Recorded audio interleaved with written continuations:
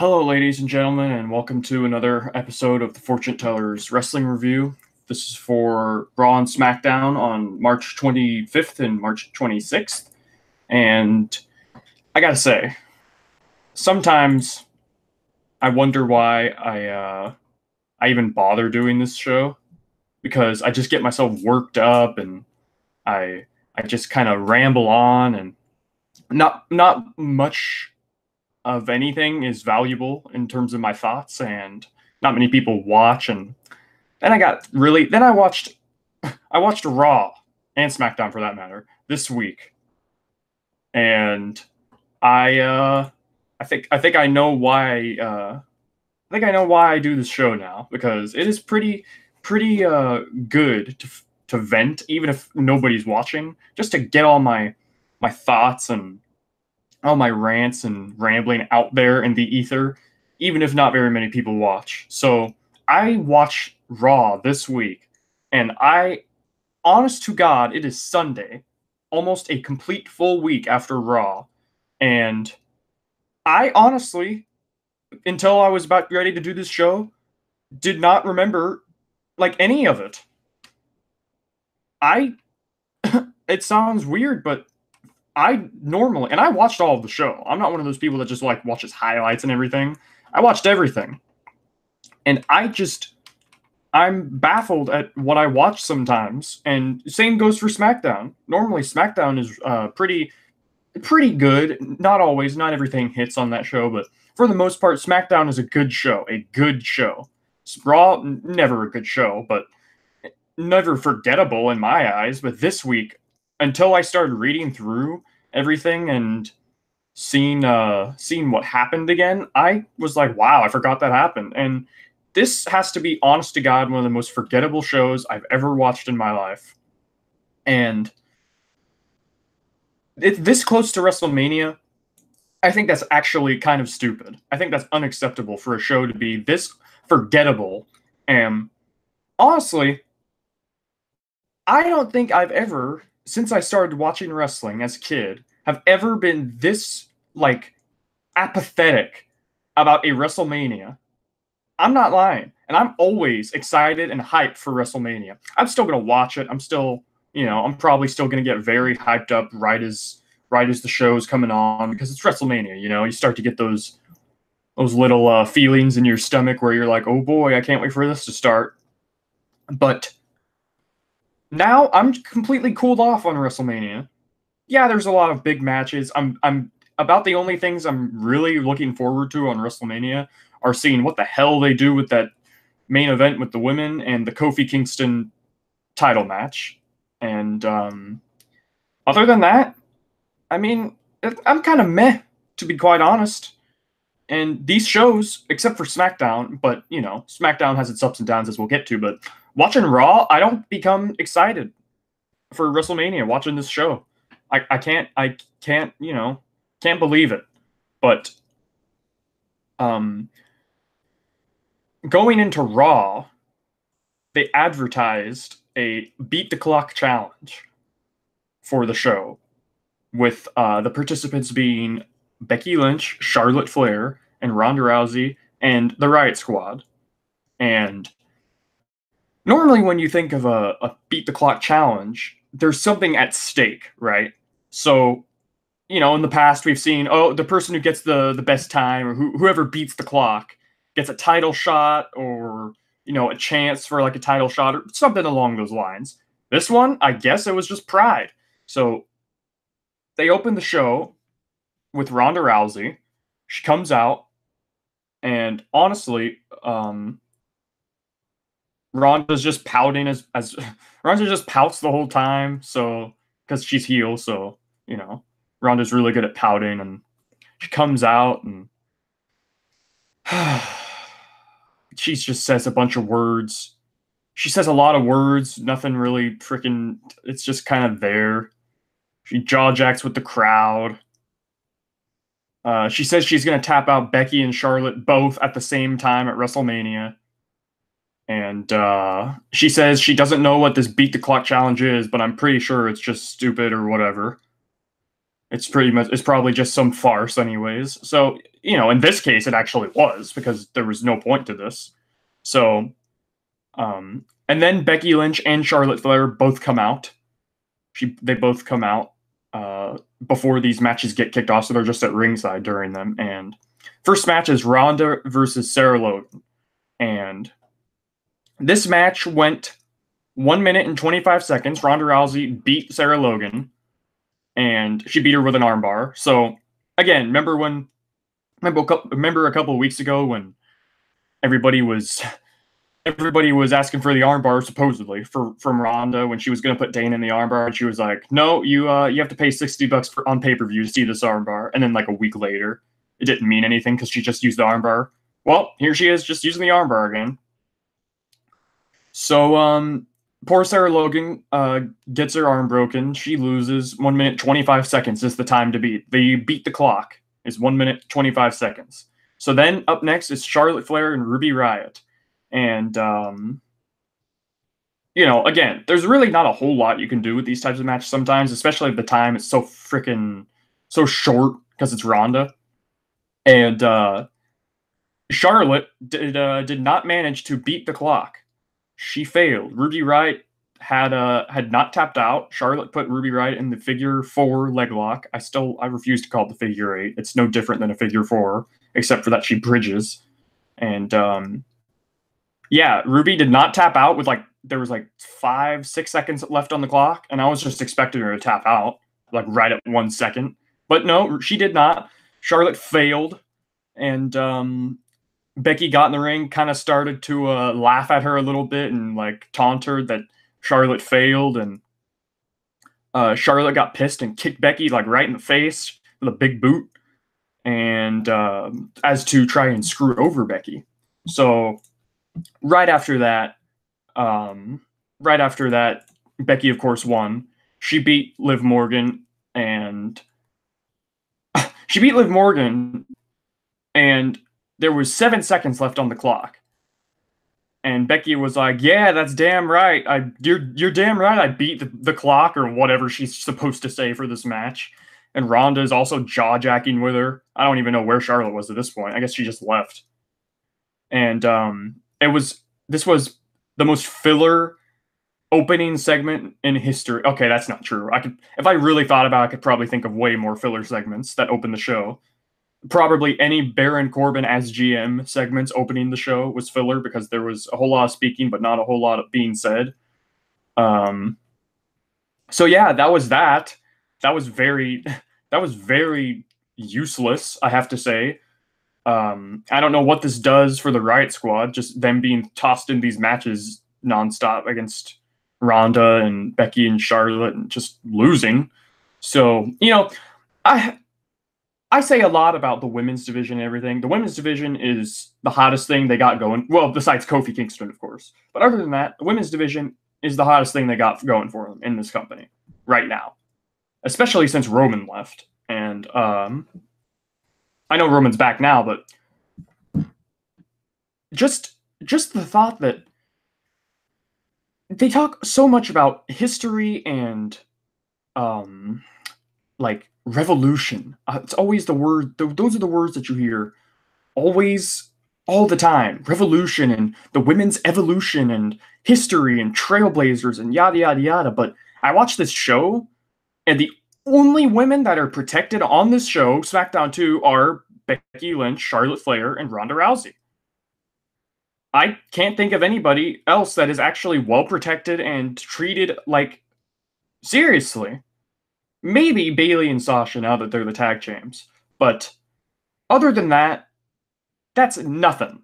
Okay? And I will delve more into this topic when we get to SmackDown, because it'll be more, I think it'll be probably more relevant there when I rant about SmackDown. But I just wanted to say, for a company that always talks about how great the women's revolution is and everything, they sure do treat the women's division like nothing compared to just 3 women.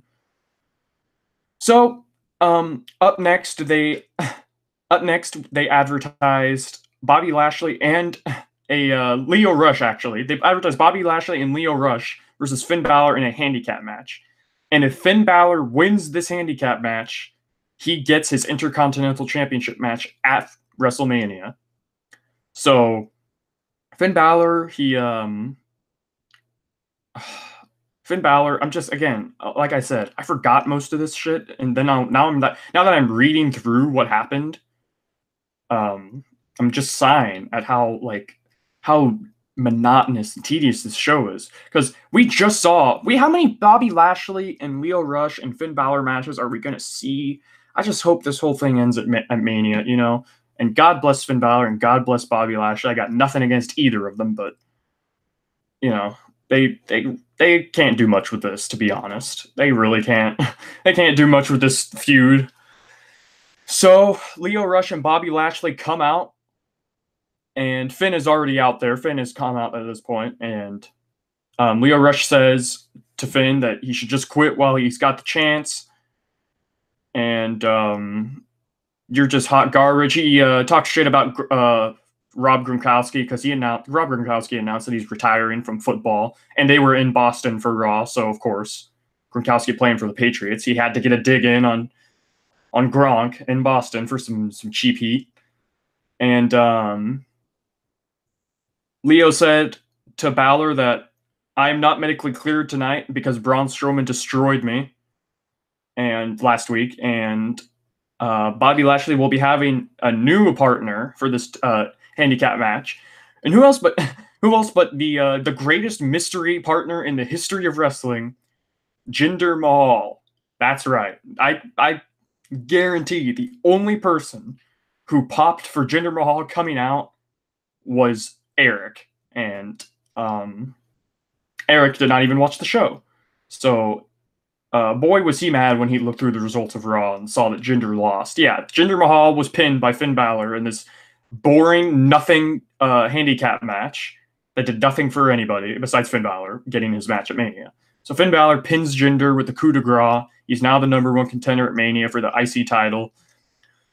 So after the match, Lashley destroys the Singh Bros. And then he spears Jinder Mahal. And I gotta say though about something about Lashley. A lot of people might think he's boring and he doesn't really do anything for them, but I love his facial expressions. His facial expressions are very good in my opinion. He's got very good reactions. So I don't know. Obviously, that's not all he's got to him. I actually like Lashley, to be quite honest. I actually am a fan of Lashley. I don't know. His return has just been so lackluster, though, since he returned 2 years ago. Damn near 2 years ago, actually, yeah. 2017. It's just kind of been, meh at best. And was it 2 years ago or was it last year? I can't even remember at this point anymore. It's been, maybe I do have a 2-week memory, like Vince always thinks. So, Bobby Lashley looks mad. Then it cuts to Elias segments throughout the whole night. Elias is out in the streets of New York, and he's playing his guitar in New York like he's a struggling artist trying to get money in his guitar case. And he says he's going to have the greatest performance in WrestleMania history at WrestleMania. He says a whole lot of his normal stuff, and he was, of course, interrupted by some other guitarist, some poor guy that was singing and playing his guitar on the streets of New York, and he was at Times Square actually, and he tells the dude to F off, and the poor guy just kind of shuffles away, and then we get an Aleister Black entrance, and this is another kind of impromptu. I guess every match technically on this show is impromptu because they rarely ever promote matches a week in advance. Oh, they've been doing that more as of late, since I pointed out like a month or two ago. But for the most part, all these matches are kind of just out of nowhere with nobody knowing. So it is Aleister Black and Ricochet versus The Revival in a tag team match. And I thought this was a fun match. The finish I really liked. The finish was great. Aleister Black had Scott Dawson and Dash Wilder kind of standing in front of him. And then he hit a double Black Mass onto both of them. And then Ricochet, being the legal man, hit the 630 splash. He pinned Dash Wilder. Ricochet and Aleister win. And commentators hype up how they now are seemingly first in line for a tag team title match for the Raw tag team titles, and yeah, that match was fine. I had no problems with that, and after that we get a Drew McIntyre entrance. He comes out. He says he starts talking crap about Roman Reigns and pretty much challenging Roman Reigns to a match at Mania, daring Roman Reigns to wrestle him. And he says he doesn't give a damn if you like him, but you will respect him. And yeah, he just challenged Roman. I mean, there's not much to be. Although I do gotta say one thing though, they keep bringing up Roman's cancer in these stories, and I really hope that they don't just bring that up nonstop over and over again, because like it's just cheap at this point. You know what I mean? If it's done with the proper nuance and cleverness and creativeness, then whatever. Then it could be done correctly, I guess, bringing it up. But cancer is a very, very sensitive subject, especially with WWE, since they have Susan G. Komen as a sponsor and they do all that crap, and they got to be careful sometimes when they just throw around that Roman had cancer willy-nilly. And he says he challenges Roman to a match at Mania, and he says he actually hopes that Roman's wife or one of his extended family get through his thick skull to just say no to his challenge. And this was the line where Drew said, Drew said, and I quote, talking about Roman Reigns and his children, "Your children already had to watch Daddy fight for his life once. Do you want to put them through that one more time when you know you're going to lose?" And that kind of got some groans from the crowd. And Roman comes out. He says that he's accepting his challenge. And Roman says, "Don't you ever run your mouth about my wife and kids." And then he hits Drew in the face. And they start brawling in and out of the ring. And eventually they get back into the ring. And McIntyre low blows Roman, hits the Claymore on Roman, and Drew stands tall. And this segment was fine. I, again, didn't have anything. It was fine. There was nothing wrong with it. Except if I'm one of those people that is kind of, I'm 50-50 on how many times they mention Roman's leukemia and everything. Because again, it borders on cheap heat, and it's not really creative, so to speak. Because why even insult him any other way or rag on him any other way if you can just talk about his cancer? And I don't even know. I don't even know how you can do that just nonstop. I hope they get some new material. So after this, Drew McIntyre is walking backstage. He runs into Dean Ambrose, and I thought a couple weeks ago Dean Ambrose was dead after that Falls Count Anywhere match he had with Drew, where Drew completely destroyed Dean, and I thought that was how Dean was going to be written off of TV. But no, Dean Ambrose is still here, and Dean Ambrose challenges Drew to a last man standing match on Raw.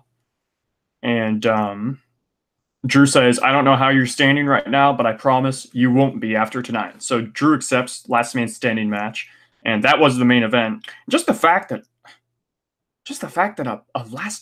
first of all, the fact that a last man standing match in general can be an impromptu decision the night of the show, kind of dumb. And second of all, the fact that the main event is not even set in stone, like, before the show. Like, why? Who's running this show? Is it actually the McMahons? I thought the McMahons knew how to make main events. Whatever happened to that, huh? I thought we were, to be quite honest, I thought we were the authority. After Stephanie said we're the authority now, one of the biggest flat-out lies ever told on live TV. They just lied to millions of people. So up next, Sasha and Bayley make their entrances. Natalya makes her entrance as she's set to go one-on-one with Sasha Banks, and Beth Phoenix is out with her, accompanying her to the ring. And I thought Sasha and Natalya had a pretty fine match. It was, it was on the since so many of these matches usually just end in like dumb finishes, which this one kind of did as well. This match was fine. Sasha and Natalya have some good chemistry together, and they traded submissions back and forth for some near tap outs, and um, eventually Nia and Tamina just came out of nowhere and laid waste to everybody out at ringside. And I guess the match was just thrown out. I don't know who the winner was, but they hit the ring. And they're running roughshod on everybody. Tamina tries to attack Beth Phoenix, but Beth Phoenix counters her offense and hits a glam slam. The first glam slam she's hit in seemingly what? Like, when was she last on Raw? 6 years? 7 years, maybe? Yeah, so she hit her glam slam, and people were like, I think I read one tweet that said, Tamina did her damn best to try and botch a glam slam, or something like that. And I'm actually watching it right now, and it didn't even look that. I mean, I guess I can kind of see what they're saying, but I don't know. I don't see anything really wrong that Tamina did. It didn't look terribly botched, but and Tamina's a big girl, so Beth Phoenix, for never hitting a glam slam in years and years and years, she this was I'm not saying Tamina's fat. I'm just saying she's a big person. You know, she's bigger than the other women on the roster. So Beth Phoenix hit this glam slam, which kind of got a meh reaction from the crowd, honestly, which kind of is unfortunate, but you know, it is what it is. So after this, Natalya and Beth Phoenix are in the ring, and the commentary then hype up the announcement that the Bret Hart and Jim the Anvil Neidhart are going into the Hall of Fame, the Hart Dynasty, Hart Foundation, I should say. And they tossed to a great video package about it. And if there's one positive to be said about Raw and SmackDown and everything, it's that people who like make their video packages are super talented and very, very good. So this was a great video package. It cuts to Natalya. She's crying in the ring, and Beth and her hug, and they raise their arms up, and that was nice. That was I had nothing wrong with that. So you know, so far for the first maybe hour or so, the show was okay. The show really wasn't that bad. It wasn't terrible, but it cuts backstage to Kurt Angle. He's being interviewed about who he's facing on Raw. Samoa Joe is coming from SmackDown to compete against Kurt Angle because he's on his farewell tour, of course, and Baron Corbin comes out of nowhere, and he says the fans only cheer you because they feel sorry for you. You're half the man you used to be. And Angle says just 2 words, screw you, and then he walks away. So, you know, whatever. Up next, we get another useless moment of bliss segment. And Alexa's, she's actually in the ring. They had this segment in the ring with the couches and or not the couches, but the chairs and whatever. And her guest is Braun Strowman with, her special guests are Braun Strowman, Colin Jost, and Michael Shea from SNL. So, of course, Michael Shea and Braun Strowman and Colin Jost talked with each other. Only Colin Jost and Michael Shea were via satellite. So, you know, this is where the show was ridiculous. This segment sucked. This was terrible. This was so boring.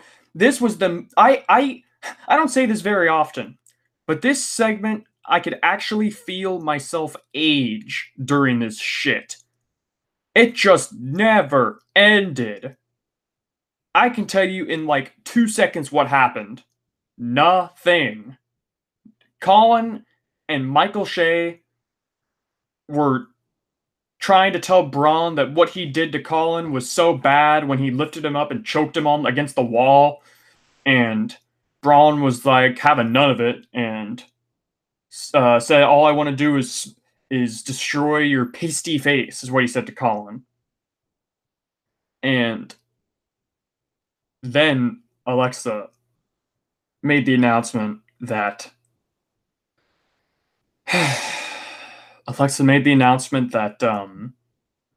Colin Jost and Michael Shea and Braun Strowman will be entered into the Andre the Giant Memorial Battle Royal. So, you know, any semblance of importance and just importance, yeah, just any semblance of importance this match could have had goes out the window because these two dickwads are in the match. So it's now just going to be a comedy match. Poor Braun Strowman. I don't know who he pissed off backstage to be getting this. I don't know why this is a thing. I don't know what their obsession is with having these second-rate celebrities on the show. It doesn't gain any eyes for the show. They're not a draw. Hell, some of the biggest stars on the planet are not a draw for this show. Brock Lesnar, not a draw. Ronda Rousey, not a draw. Even Becky Lynch, as big as she is, not a draw. None of this is just. I'm just baffled that they would associate this with Andre the Giant's name. I can't believe it. I hope one day they just end this match. It's useless. The Andre the Giant Memorial. Who are the people that have won this match? First winner was Cesaro, and that actually was perfectly fine as a match. When he eliminated Big Show in that match by picking him up in a body slam and throwing him over the top, that got a huge pop. Cesaro was so over after that, but then they just totally did nothing with it. Next year, Big Show won it. Yeah, whoop-de-frickin-do. Big Show. Woo! It's 2015 and he won it. Wow, great. Next year, Baron Corbin won it while still in NXT. Baron Corbin won it, did nothing with it. 2017, Mojo frickin' Rawley. Well, I don't think I need to say anything there. 2018, Matt Hardy. And the only difference between those wins and Matt Hardy's victory in that Battle Royale is that Matt Hardy did actually go on to do stuff after that Battle Royal victory. It set up his partnership with Bray Wyatt, but he won a tag team titles with him. But other than that, nothing. And, to be fair, though, that isn't really Matt's fault. But, this match is so useless, and now it's a comedy match. Why? That just irritates me to no end. This segment was terrible, and I was seriously bored to tears watching this segment. And yeah, that's that. So up next we get Apollo Crews versus Baron Corbin in a rematch from last week when Apollo beat Baron Corbin. Shockingly, Baron Corbin won with the end of days. Baron Corbin actually had to get his heat back by beating fucking Apollo Crews. And no disrespect, Apollo is one of my favorites, legitimately. Legitimately, no exaggeration. Apollo is one of my favorites. But I don't know what the deal was with them having him lose last week to Apollo. What's the point? Like, I just don't get it. What were they going to plan on doing with Apollo and Baron? Why would you 50-50 book something like this when Baron has a huge match against Kurt Angle at WrestleMania? Why would you have Corbin lose to anyone if he has a match with Kurt freaking Angle at WrestleMania? And I don't think I need to rant about Baron being against Angle at Mania. I've ranted enough about that. I think it's insulting and fucking ridiculous. That's what I think in a nutshell. So up next, we get a Seth Rollins promo talking about... Oh yeah, but before I get to that, actually, they hype up a 6-woman tag team match for next week on Monday Night Raw. It will be Ronda, Charlotte, and Becky versus the Riot Squad. And if Ronda, Becky, or Charlotte... Well, actually, I guess if Becky or just Charlotte, since Ronda's the champion. But if Charlotte or Becky purposely leave the match or try to screw over their other teammates, they will forfeit their match at Mania. First of all, why is this match happening? Second of all, why are we having opponents and people who have been feuding with each other teaming up with no explanation? What is this show I'm watching? What is this? Why does nothing make sense on this show? And why you know what I've noticed on this damn show? Every single week, there is never an explanation for anything. Anything. I just want some damn answers. Even if it doesn't make sense, I at least want somebody to explain to me why they're doing it. This show just is so unnecessarily annoying. I would at least, even if I don't agree with it, I would at least appreciate and a freaking explanation as to why they're doing the things they do. I'm getting worked up. So up next, we get Seth Rollins promo talking about his match with Brock Lesnar, and again, the most out of all the feuds on this show, out of the whole company, actually, this has the least build to it. Seth Rollins and Brock Lesnar. That's a match that should be theoretically main eventing WrestleManias, right? I don't think it should, but on paper, you could make a claim that it should. But it's been the most lackluster and boring and non-existent build for a match in history. So Rollins comes out and he says, I didn't realize how important this match was to all of you, talking about the fans. And he says he's going to win this match for all of us. And he says, with an army behind me, I am unstoppable. And Paul Heyman comes out. He says the same exact thing he always says. He says, you will be beaten. You'll be conquered. You'll be whatever. And actually, the only good thing that came out of this segment was a GIF from a new GIF, a reaction GIF. There was this child in the crowd. And Paul Heyman had said something. I can't remember what he said, but he said this thing, and this kid, the camera cuts to this kid in the crowd, like mocking Paul and doing that hand talking motion with his hand. That was redundant. I said hand twice. Doing that talking motion with his hand, and he's like mocking Paul, and that's the only good thing that came out of this segment, in my opinion. That was hilarious. That kid's a legend now. So Paul eventually says his shit. He starts to leave, but Rollins goes up the ramp. He runs up to Heyman. And he says, I'm not here for anybody's thoughts and prayers. I'm here to answer them. We are going to WrestleMania. We are going to beat Brock Lesnar. And we are going to march into Suplex City and burn it down. And drop the mic onto Paul Heyman on the ground, who was in fear. I don't know why he was in fear. He was just talking. But he dropped the mic on top of him. He left. And right after that, Kurt Angle made his entrance. And this was funny, I thought. He came out, and everybody's chanting, you suck. But as Kurt is walking, Paul Heyman is still on the ground, like right at the entranceway. And as they're chanting, you suck, he points to Paul. So as if to say they're chanting, you suck to him. So, that was funny. And, excuse me. Up next, it's Kurt Angle versus Samoa Joe. And, Samoa Joe comes out and he says that Joe says, I'm not a very sentimental person. I know that all these mouth breathers want... What am I even reading? I can't read. I'm just so over this show. He says he's begging for Kurt Angle's forgiveness, but he forgot the flowers. And then Joe says that he's not a very sentimental person, and I know that all these mouth breathers want it, but it'll be a cold day in the afterlife before he lets Kurt ride into the sunset. And Joe said he's brought a very different gift tonight because it's WrestleMania season. And for your last night in Boston, I have a very special gift. And he said, I can't think of a better goodbye than putting your ass to sleep one last time. This was a hyped up match, When they announced this match on social media, everybody was like, kind of like, damn, this should be a banger.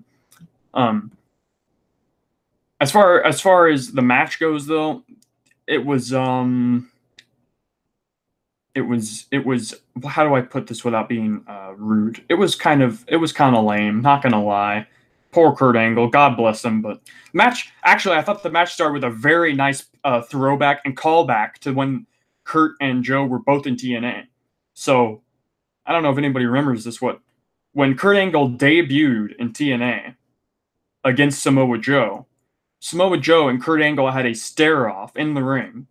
And Kurt Angle headbutted Joe, like square in the face. And that was like an iconic image, pretty much.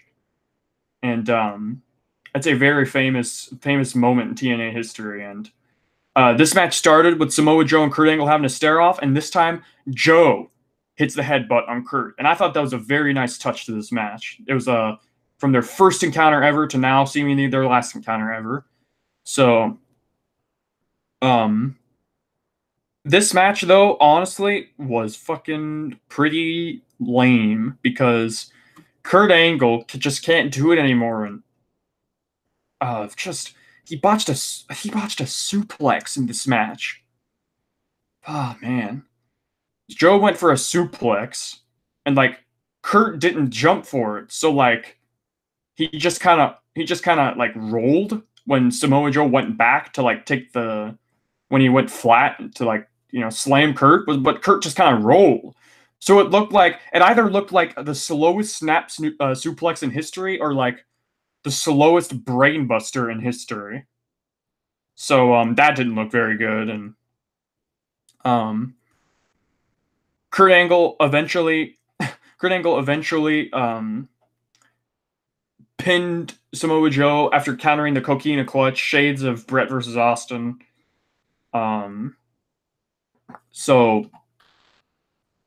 Or not Brett versus Austin, whatever match that was. My brain is turning a bush. So up next we get oh, and by the way, I should mention, of course, this was the biggest story of all.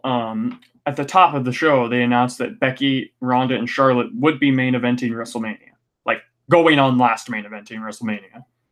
So I don't know how I forgot that. It totally slipped my mind. Up next, Triple H came out. He congratulated all the women who were main eventing. He said he got a letter from Batista, and he read this letter, and he says, Batista will not compete unless I agree to yet one more stipulation. And this was actually really funny. Triple H he kind of goes on and on and on, and he just says, Batista's telling me what he wants, what he really, really wants, what he really, really wants. Of course, he's making fun of the meme in the wrestling community because Batista kept telling Triple H to give him what he wants, and of course, people like spliced that along with the Spice Girls "What I Want" song. So that was hilarious. So he says that in the letter, Batista says Triple H only started Evolution to keep the title around his waist a little bit longer. And Triple H is like, you really just figured that out now? Seriously? It took you 13 years for you to figure that out. So next you're going to tell me that the moon isn't made out of cheese. He says that Evolution did nothing for Batista's career. And Triple H had to counter with, before Evolution, you were Devon's deacon with the plate around your neck. And of course, that was Batista's first ever gimmick when he got called up from OVW to the main roster years ago. He was Devon, like you say, he was Devon's deacon with a collection tray around his neck. And he said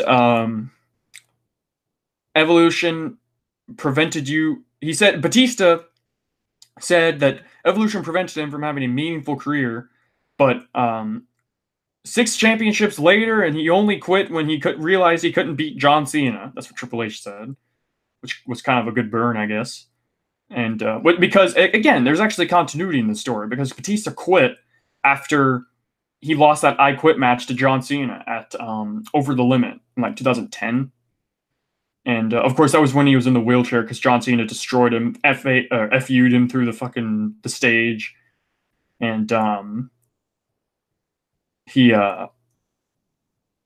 said that pretty much he said that actually I think I got this all out of order. I think I've gotten all this shit out of order when I'm reviewing this, but you know what? I don't have notes, and this is very amateur in the first place, and you know, whatever. I kind of like the amateur side to it. It's just a dude talking and ranting about the show, and that's really all I care to do at the moment. So pretty much all that Batista really wanted to get to the bottom of in this letter was an extra stipulation for the match at WrestleMania between Triple H and Batista.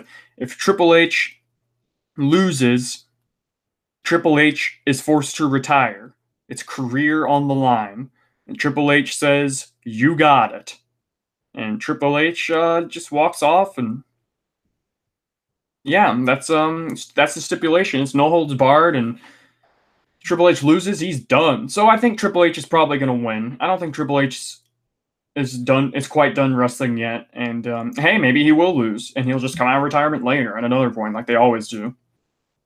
And kind of like, pretty much just like every other wrestler that says they're going to retire.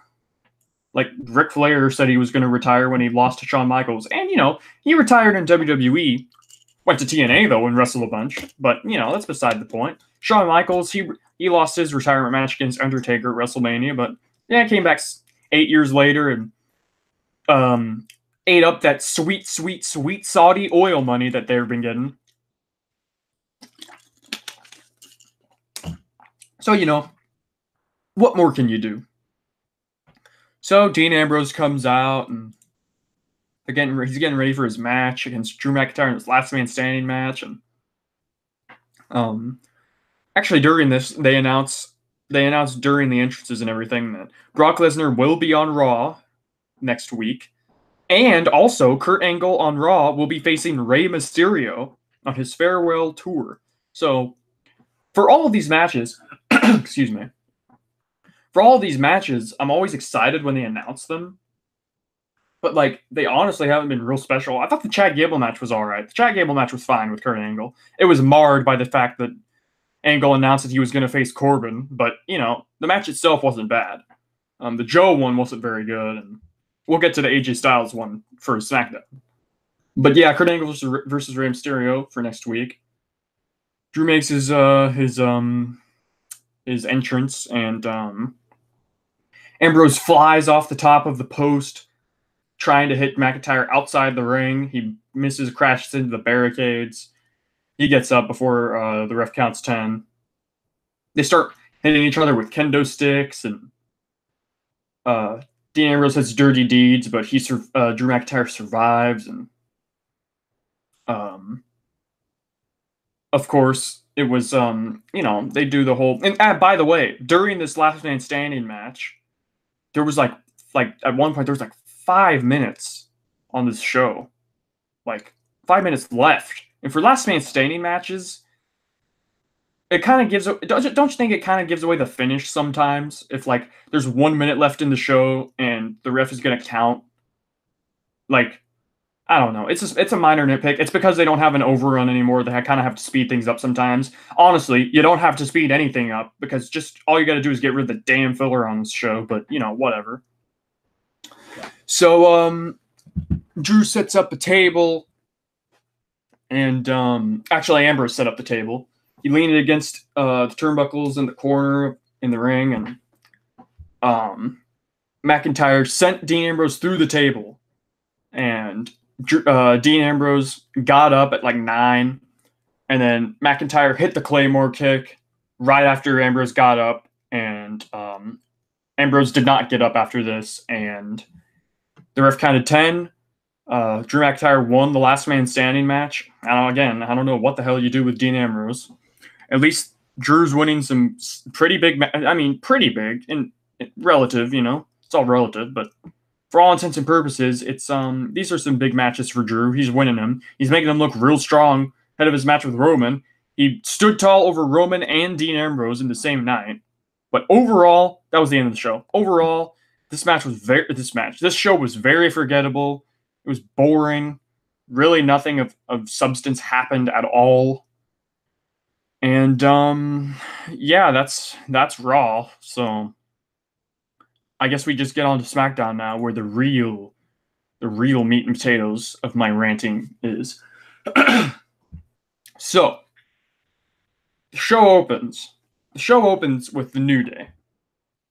And, of course, Kofi was screwed last week on SmackDown. again after he went through all that during that gauntlet match. And he beat everybody in that gauntlet match, but then Vince was like, "Oh, you got to face one more person," and lost to Daniel Bryan. And everybody loved that. I don't know why. I'm sick of the swerves for the sake of swerves. But anyways, everybody's talking about, or New Day, I should say, is talking about they contemplate walking away. They contemplate leaving the company and saying, you know what, it might not be worth it anymore. Maybe we should just give up. So we would like to call Vince McMahon out here and talk to him face to face. And let's get this shit going. Let's talk about what our futures are.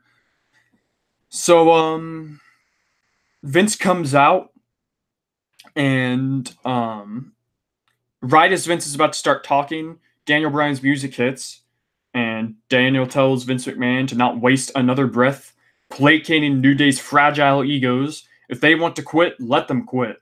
New Day is nothing but a stale novelty act, and one that you created, Vince. And if you want to make another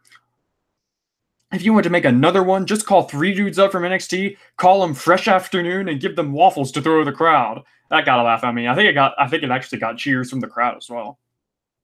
So, and he said that stable would be way more popular than New Day ever was. And why? Because Kofi is nothing but a B+ player. And let's face it, he lost last week. He lost at Fastlane, and he lost at the Elimination Chamber.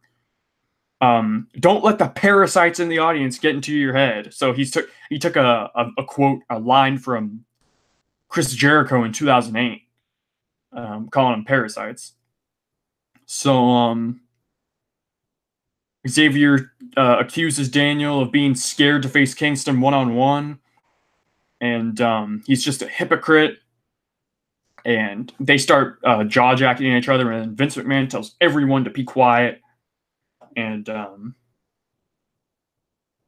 he says, he asks everybody in the New Day, "You're gonna quit? You're gonna quit? You're gonna quit?" He just asks everybody if they're gonna quit over and over again. And Vince says to Kofi that in his eyes, Kofi will always be a B+ player. And Vince says, the only question is whether you two, Xavier and Big E, are a B+ tag team. With all the respect Kofi gets, and I get it, can you put Kofi Kingston into the WWE Championship match? All you have to do is win a tag team gauntlet match. And honestly, when they said this, I was so tired of gauntlet matches. There's been like 3 or 4 gauntlet matches like the last 2 or 3 months. I'm just kind of tired of gauntlet matches, but it turns out that match was awesome, and we'll get to it. So yes, if New Day, if Xavier and Big E win a tag team gauntlet match, Kofi will be in the main event. Not the main event. They will be in the title match at WrestleMania. And of course, I thought, well, boys, I wonder if there's going to be a swerve. So after that, they cut to a Becky Lynch backstage segment. She tells whoever the interviewer was, what does that undeserving third wheel bring to this match? And talking about Charlotte, of course. And you know what? She is undeserving. She is a third wheel. Charlotte has not won a single match in 2019. So why is she in the match? So Charlotte comes out, and she says, and Charlotte comes out and says, "I'll show you an undeserving third wheeler. I'll show you just how deserving I am." So then she goes to the ring, and then we go to break. So I just think, okay, so she's just gonna beat somebody, like whatever. Then Asuka's music hits.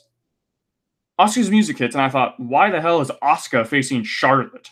And then, keep in mind, no explanations, no announcements, impromptu.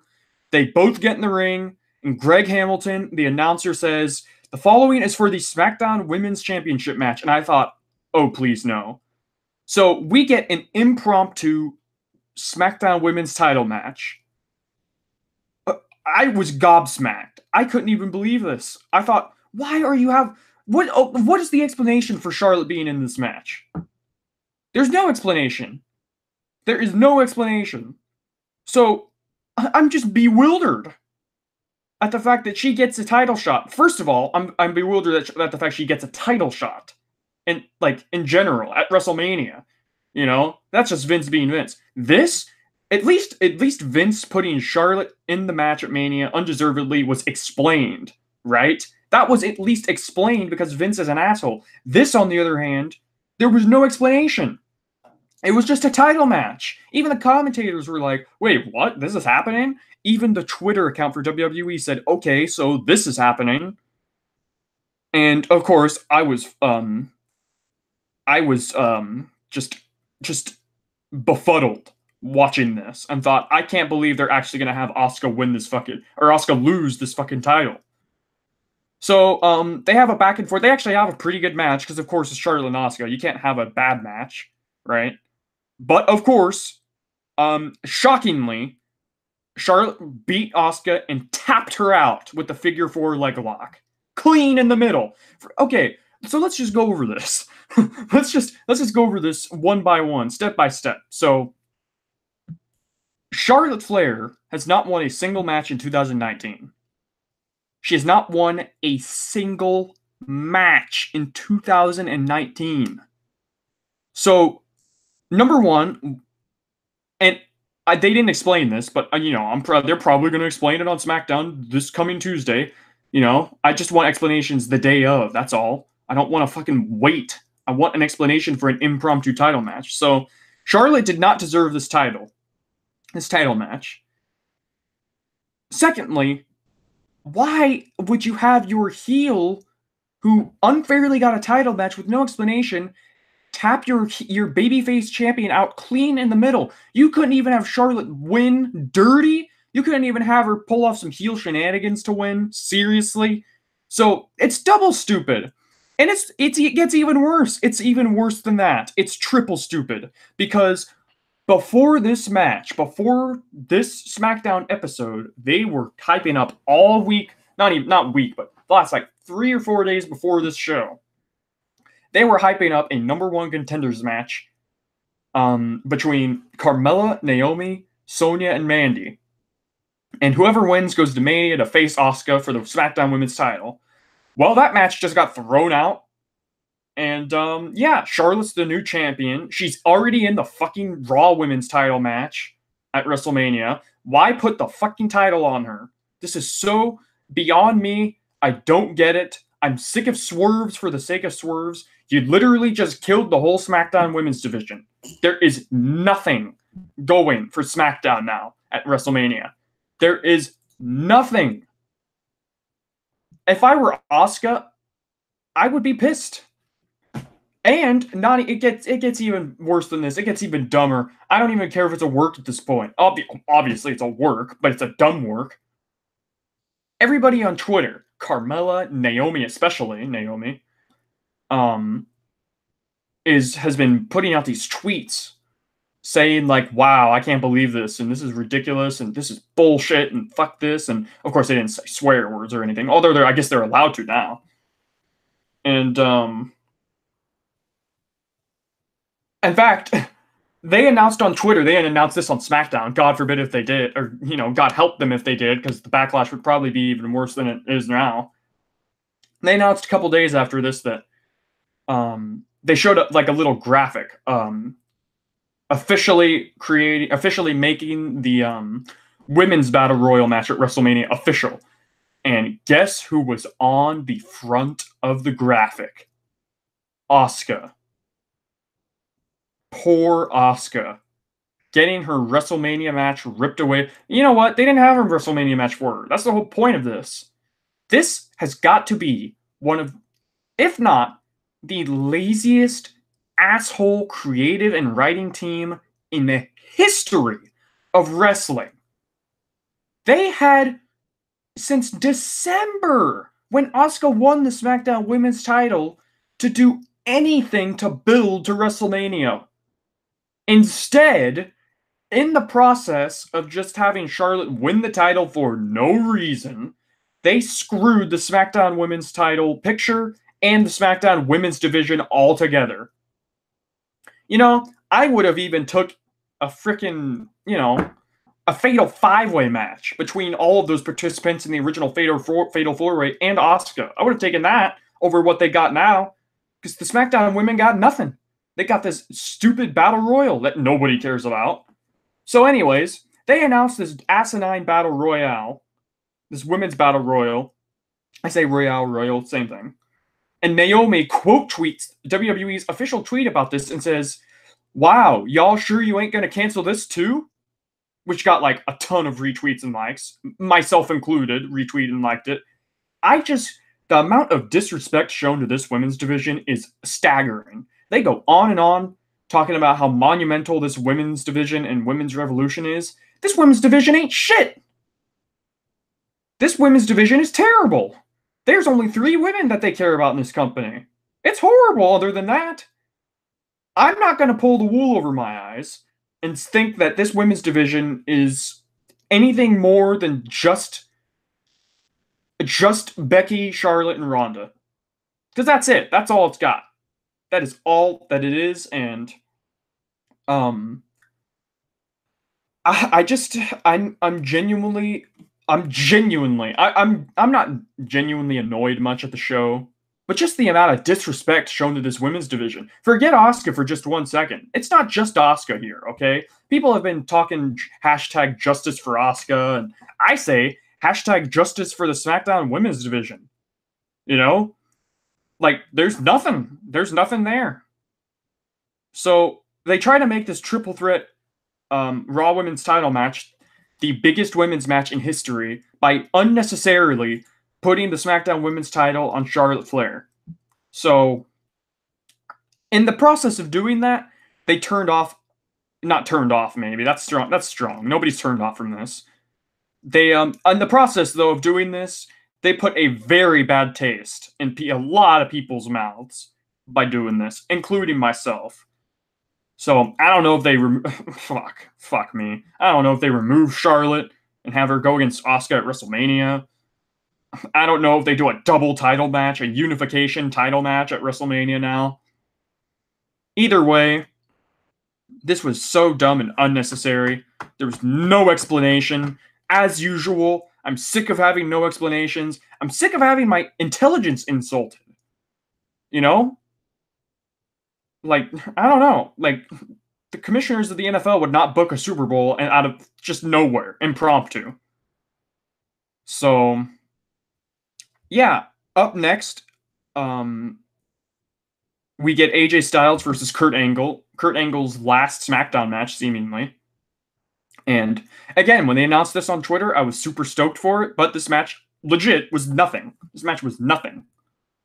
Because it only lasted like a couple seconds, and they shook hands before the match started. They embraced and hugged at the beginning, which was nice. And out of nowhere, like right as this match was only like 2 or 3 minutes in, Randy Orton came out of nowhere, RKO'd AJ Styles. The match ends in a DQ win for AJ. So Kurt Angle, technically, he loses his last ever match with SmackDown. Randy destroys AJ, and Kurt Angle makes the save. Ooh, and again, watching this back, Kurt Angle makes the save for AJ. He angle slams Randy, but while angle slamming Randy, he like kind of botched it when he hit the ground, when he fell back to slam Randy. He just kind of fell like a sack of potatoes, I guess. Like he didn't hit the ground properly, so that kind of looked botchy, and that match was nothing. So yeah, unfortunate there, but what are you gonna do? So up next, we get one of the few things I like on this show, and I gotta take a drink of water because my throat's hurting.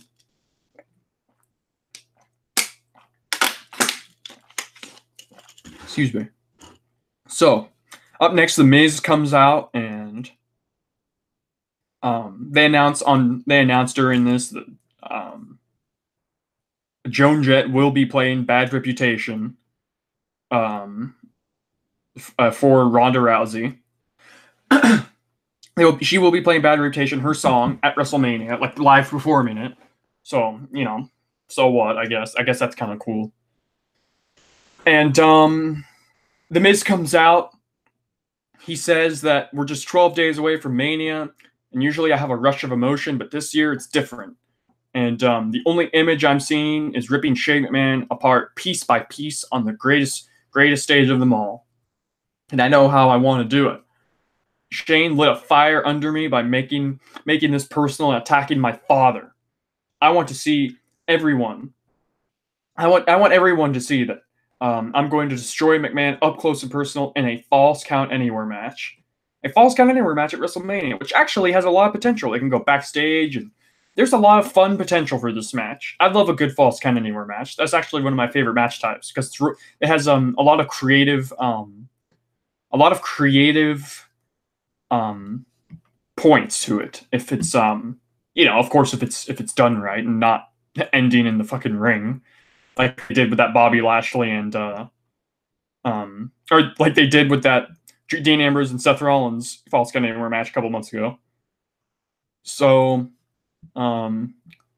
Miz says he's going to take Shane all over the stadium, and after that, Shane McMahon's music hit, and the Guardians of the Independent Scene Volume 2 come out, the security guards come out with Shane, along with a couple of jobbers, too.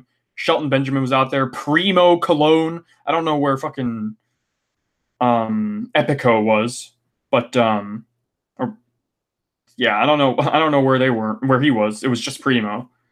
And it was Shelton Benjamin, Primo Cologne, and Sanity as backup.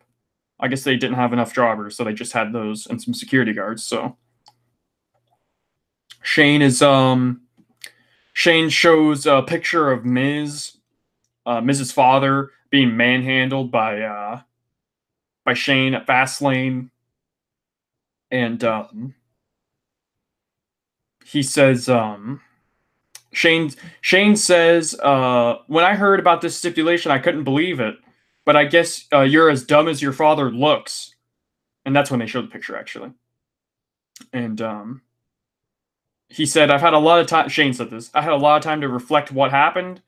I downloaded every camera angle to my phone to watch the scene over and over again. The more I watch it, the better it makes me feel. When I beat the holy hell out of Miz in front of his hometown, and made his father, it made him in front of his father, it made him feel great. And who would have thought that after all the shit that I gave this storyline, this would be the storyline that made the most sense in this company, besides the Kofi one, of course. Eventually Miz gets pissed off with Shane talking shit. He tries to storm the security guards. He eventually gets past them a little bit, but then the jobbers come out. He attacks Primo and battles with Sanity in the crowd for like 5 minutes, and 1-on-3 in his suit and tie and stuff. And it's a fiery side to Miz, and Shane's just kind of watching. Shane is just kind of watching, like as he's about to leave, and kind of not scared, I would say, but looking a little worried. So, yeah. After this, we get our gauntlet match, and this is of course, like I said, if Big E and Xavier win, they put Kofi into the title match at WrestleMania. So, and I saw. Oh, actually, I'll get to that after this. So, first match is the Club versus New Day, and New Day win. This was kind of a short match. This was actually very short. Poor Club just kind of got jobbed out, but what are you going to do? It's a gauntlet match. So, New Day eliminated the Club by hitting the up, up, down, down. Up next is Rusev and Shinsuke Nakamura, who I guess are actually a tag team, which is unfortunate. Because I don't want to see them as a tag team, to be honest. This match went on longer than the Club match, and eventually they eliminated them with the up, up, down, down. After that, it's the Bar, and this match itself, the Bar and New Day, was a very good match in my opinion. I thought this was great, and The Bar are really taking it to Big E and Xavier, and Cesaro puts Big E in the sharpshooter, and Xavier hits a big dive out onto the Bar outside the ring, and Big E counters a Sheamus bro kick and into a powerbomb, and powerbombs Sheamus. And after all this, Xavier freaking gets Sheamus in a schoolboy and pins Sheamus. And the crowd's going crazy, you know. And after this, Sheamus and Cesaro destroy Big E and Xavier, like annihilate him. They put Xavier through or Big E through a table. They beat him up and throw him into the post, and yeah, they are destroyed. And then it comes back from commercial, and they're still out there. The table wreckage is still there, and the Usos come out, the tag team champions. The Usos come out, and this was one of the best. This was one of the best like elements, and this was one. This was actually really nice. I'll give it to WWE when they do it right. This was a very, very awesome moment in this storyline because the Usos and New Day have huge history. The Usos come out, and Big E and Xavier are destroyed in the middle of the ring, and Usos say, everybody knows that we fought wars with the New Day, and everybody knows that Kofi deserves to fight for the WWE title. He's already earned our respect, the respect of everyone in the locker room. Everybody's respected the WWE universe.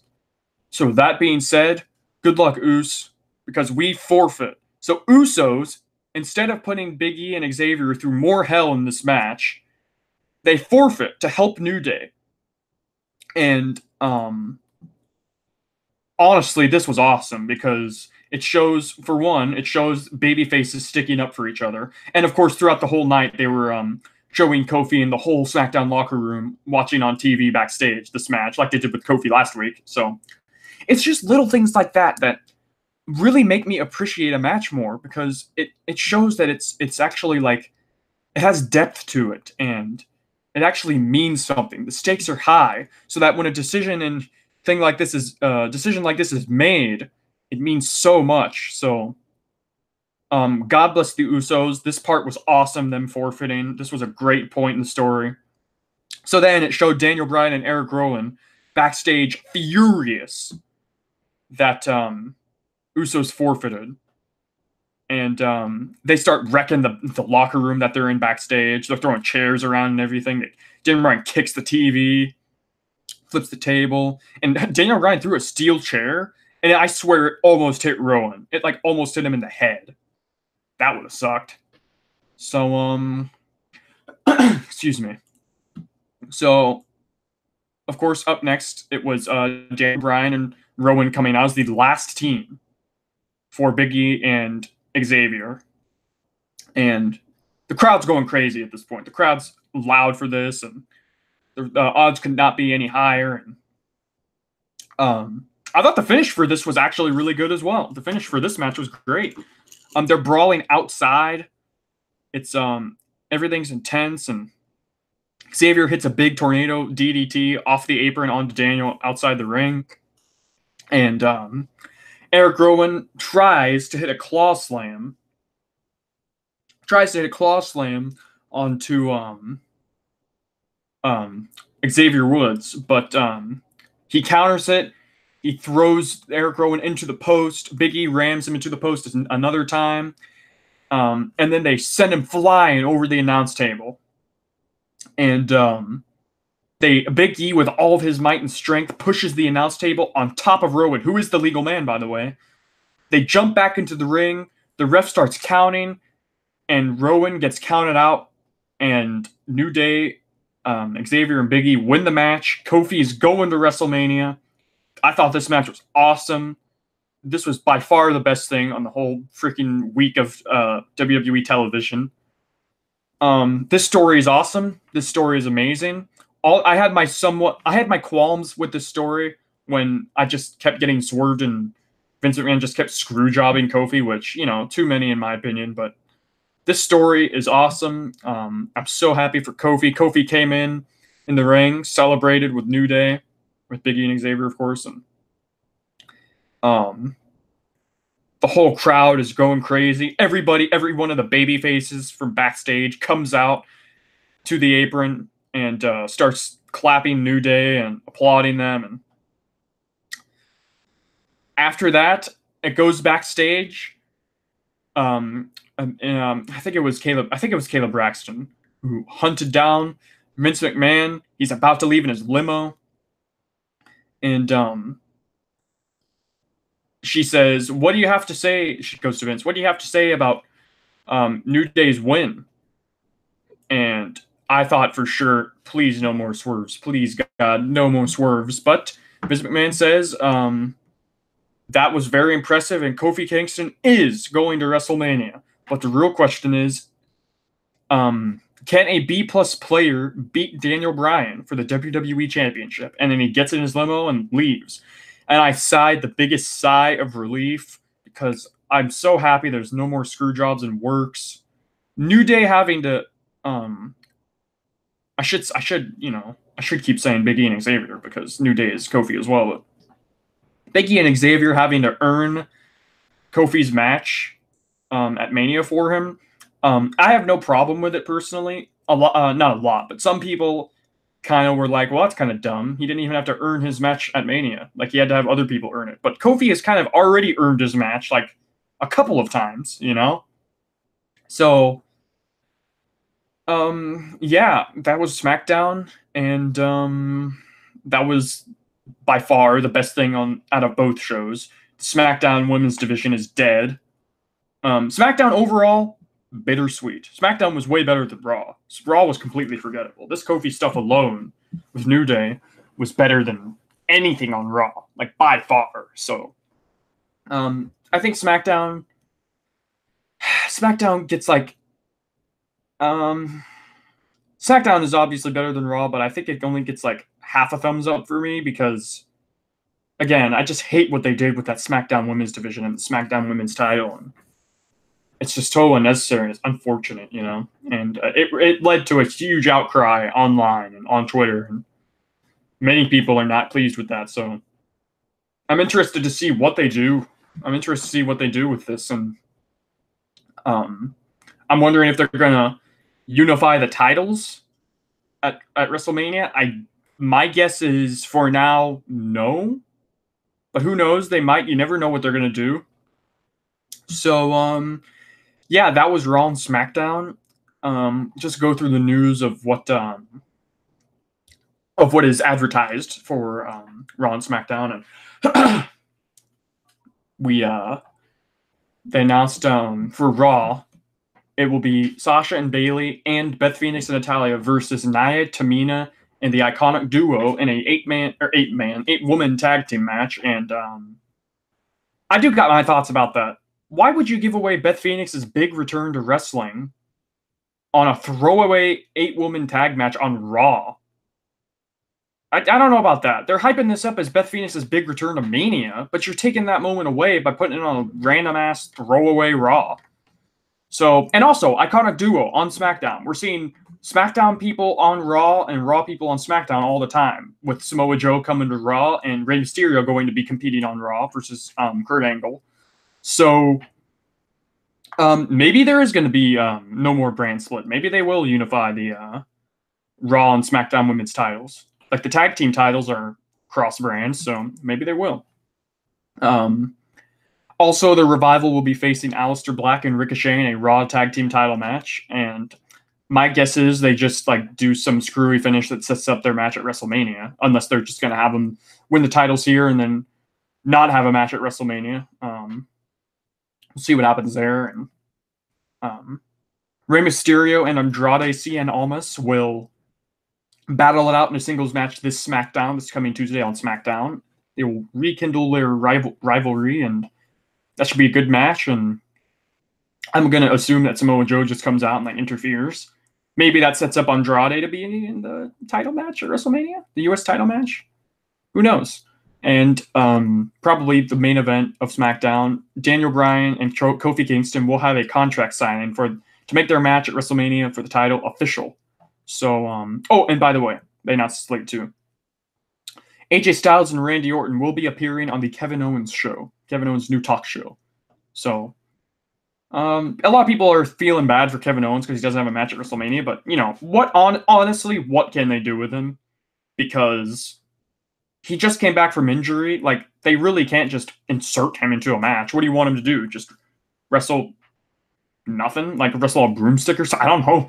People are just like, give him a match. It's like, well, what do you want him to do?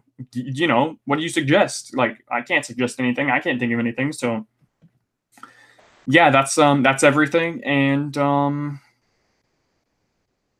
yeah, I'm kind of indifferent on the whole shows. I'm dead tired. Hopefully fucking Raw's on April Fool's Day tomorrow, so let's hope that the show's actually good, because if it's April Fool's Day and the show's normally bad, maybe the show this time will be good. So that's it, everybody. I'm Trenton. I'm signing off, and I actually I'll soon talking about the scheduling for next week's episode. I assume since NXT TakeOver is on Friday, Hall of Fame is Saturday, and WrestleMania is next Sunday. This Sunday, I should say, this upcoming Sunday. I assume I'll just have my Raw and Smackdown review on Wednesday or Thursday, or maybe after the Hall of Fame. So it'll probably be Wednesday or Thursday, though, just because I don't want my review to conflict with any of the shows this upcoming weekend. So it'll probably be on Wednesday, most likely. I'll try to get that out, and it used to be on Wednesdays anyways, the review. So yeah, thank you for watching, everybody. Please tune in next time for when I try to unpack Raw and SmackDown by myself again. So see y'all soon.